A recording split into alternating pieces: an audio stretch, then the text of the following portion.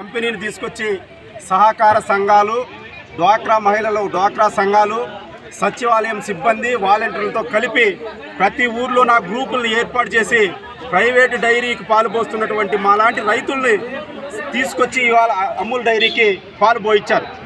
పాలు పోసిన తర్వాత అమూల్ డైరీలో మాకు మంచి రేట్లు కూడా వచ్చేటి. కానీ ఈరోజు రాష్ట్ర ప్రభుత్వం మారిన తర్వాత వైసీపీ, టీడీపీ రాజకీయ లబ్ధి కోసం, వాళ్ళ మధ్య ఉన్నటువంటి ఘర్షణ కోసం ఇవాళ కొత్తగా వచ్చినటువంటి తెలుగుదేశం పార్టీ గవర్నమెంట్ కేవలం ప్రైవేటు రంగాన్ని ఎంకరేజ్ చేస్తూ ప్రైవేట్ డైరీల్ని అభివృద్ధి చేయడానికి, వాళ్ళ లబ్ధి చేకూర్చడానికి, డైరెక్ట్గా చెప్పాలంటే హెరిటేజ్ ప్రయోజనాల కోసం ఇవాళ అమూల్ డైరీని ఈ రాష్ట్రం నుంచి పంపించేసేటువంటి ప్రయత్నం ఒక పక్క రాష్ట్ర ప్రభుత్వం చేస్తుంది. ఇంకొక పక్క కార్పొరేట్ సంస్థ అయినటువంటి అమూల్ డైరీ ఇవాళ రైతులకి కుంటి సాకులు చెప్తుంది.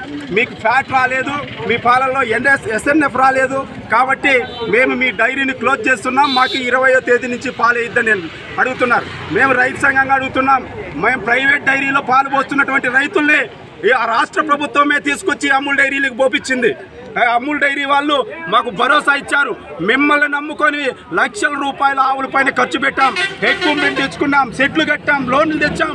డ్వాక్రా మహిళలు డ్వాక్రాలో నుంచి లోన్లు తీసుకొచ్చి వాళ్ళ సెట్లు కడితే ఎవడు కడతాడు? ఆ డబ్బు అప్పు ఎవడు కడతాడు? రాష్ట్ర ప్రభుత్వం కడుతుందా, అమూల్ యాజమాన్యం కడుతుందో సమాధానం చెప్పాలి.